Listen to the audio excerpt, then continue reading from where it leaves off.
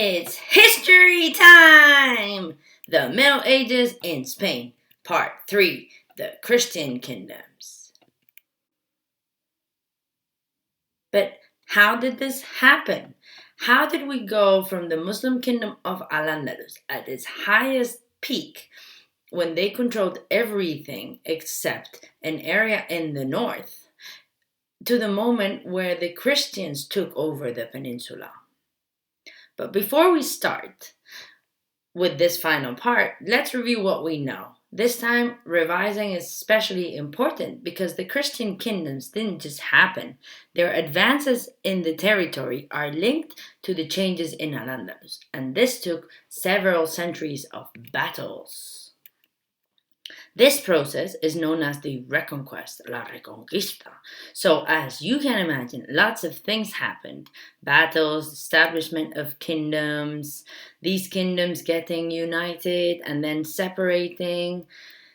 This period is very complicated, so I'm just going to try to make it as simple as possible, explaining the most important events and people in this part of history. Al-Andalus, as you can remember, is divided into four main periods. The conquest in the Battle of Guadalete between Tariq and King Rodrigo, which meant that the Muslims took over the peninsula and made it part of an emirate. The Cordoba Caliphate, when Abderrahman III creates an independent caliphate. The Taifa kingdoms, when the kingdom was divided into smaller and therefore weaker kingdoms, which benefit the Christians. And the kingdom of Granada, which was the last Muslim area taken by the Christians. But let's go back to the beginning. The Battle of Guadalete. Tariq's troops come into the peninsula through Cadiz, and their first important battle was the Battle of Guadalete between him and the Visigothic King Rodrigo, who died in this battle. If you don't remember what happened, please check the video on Al-Andalus. One of the soldiers in this battle was Don Pelayo. He survived the battle and ran to the north to hide in the mountains of Asturias, which was the only area not taken by the Muslims. In the year 722 AC, the Muslims get to Asturias where Don Pelayo had ran, and in a city called Covadonga, there was a great battle, in this case won by the Christians. This battle is known as the Battle of Covadonga. Some historians believe that this is the beginning of the Reconquest. After winning the Battle of Covadonga, Don Pelayo establishes a new kingdom, the Kingdom of Asturias, the first Catholic kingdom, and names his son-in-law King Alfonso I, who was nicknamed King Alfonso I el Católico. Yeah, he had a nickname. Spanish kings and nicknames are a very common thing. Almost all our kings have a nickname. But let's focus.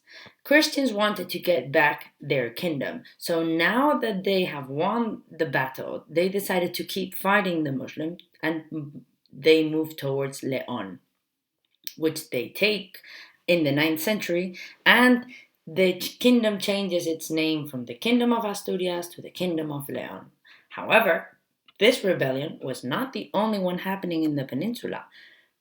People in Navarra were also fighting to get back their territory, as well as people from the Condados Catalanes.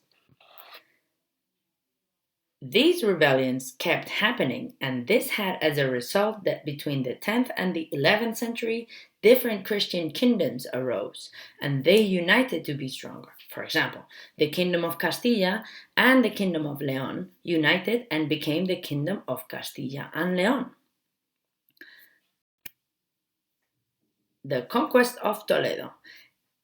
In the 11th century, the King of Castilla and Leon, Alfonso IV, known as El Bravo, took over Toledo, and he expanded the Christian kingdoms to the south. The King Alfonso VI had a very brave military leader. that was taking care of the east part of the peninsula. His name was Rodrigo Díaz de Vivar, el Cid Campeador, and he conquered all the area of Valencia. The Christian kingdoms kept moving south, and in the 12th century, the Kingdom of Portugal is established and also moved south to take over the land from the Muslims. Also in this century, the Kingdom of Aragon and the Condado of Catalunya united their territories through marriage, which was the normal way, and became the Reino of Aragon. This meant that finally, in the 12th century, the kingdoms known as the five Christian kingdoms were created: Reino de Portugal, Reino de León, Reino de Castilla, Reino de Navarra, and the Corona of Aragon. These kingdoms had conquered almost half of the peninsula, but they had one problem. They were five, and therefore weaker than if they were fighting all together. In the 13th century, the kingdoms of Castilla and Leon were united and therefore stronger, so they wanted to keep pushing the border south.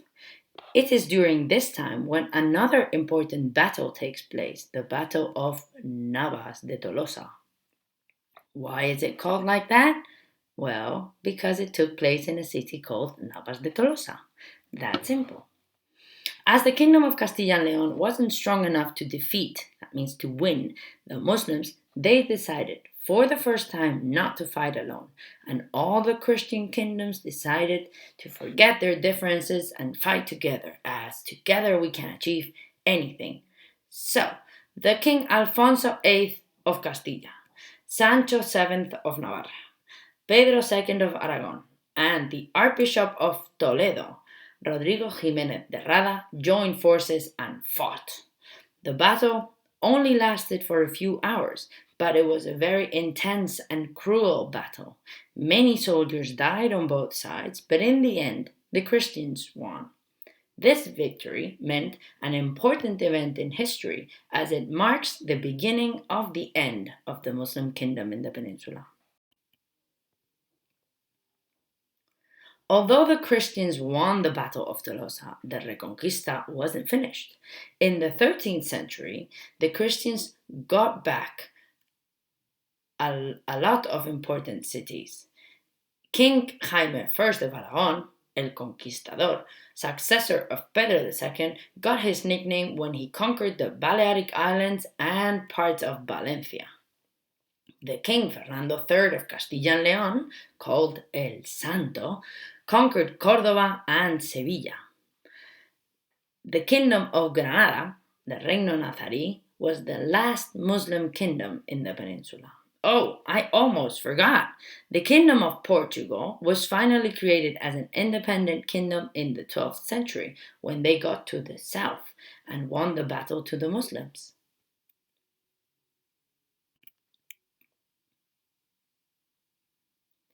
The last Muslim kingdom, or Reino Nazarí, or Reino de Granada, or Kingdom of Granada, was conquered by the Christians 2 centuries after taking Sevilla in the year 1492 by the Catholic kings, los Reyes Católicos, Fernando de Aragón and Isabel of Castilla, who got married and united their kingdoms. Together, they ended the Reconquista by conquering the city of Granada in 1492. Queen Elizabeth and King Fernando achieved other great things, which we will talk about on the next video. Both kings were equal. That means that the king was not more important than the queen. That is why there is a Spanish saying that goes, tanto monta tanto Isabel como Fernando. With this event, this historic period, the Christian kingdoms, end. Now, let's focus on the way the society was organized during this time. Social organization refers to the way the society is organized and ruled. Remember the social organization of the Visigoths? No? Well, it was called feudalism. This word means that the Society works like a pyramid. On the top, there's only space for one, the king and queen, and all the land belongs to him or her, and at the bottom, the common people.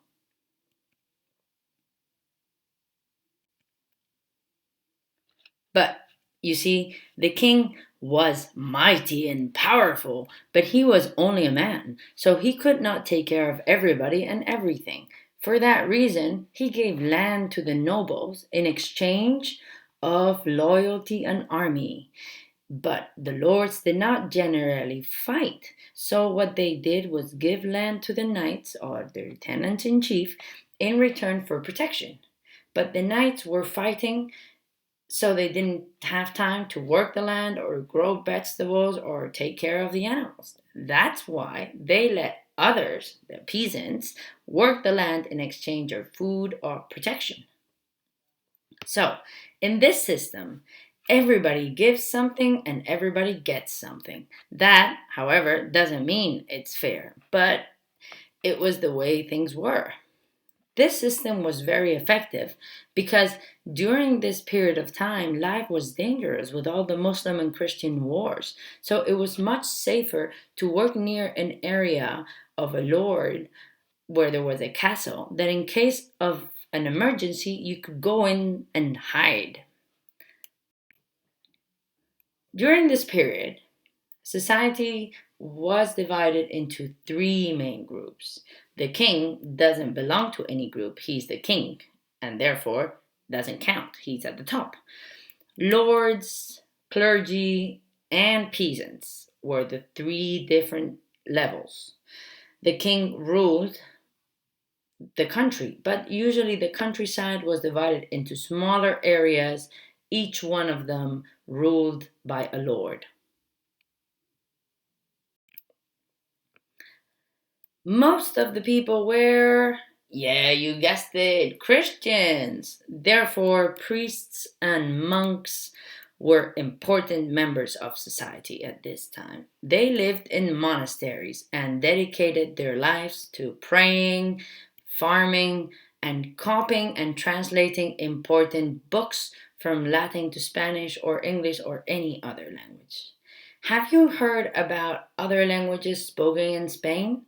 Well, it is during this time when they started to develop. They all come from Latin, Galician, Spanish, Portuguese, and Catalan. Most of the people were peasants, so all they all lived in the countryside because they needed to be close to their animals and lands. That is why, in this time, big cities did not exist. There wasn't much trade either because people produced what they needed and because it wasn't safe to travel. However, not everybody was a farmer. There were also artisans. That means people that make things with their hands, for example, a blacksmith or a miller. Art is a form of human expression, as important as language. But art is not only painting, it's also sculptures and music and architecture, that is, buildings.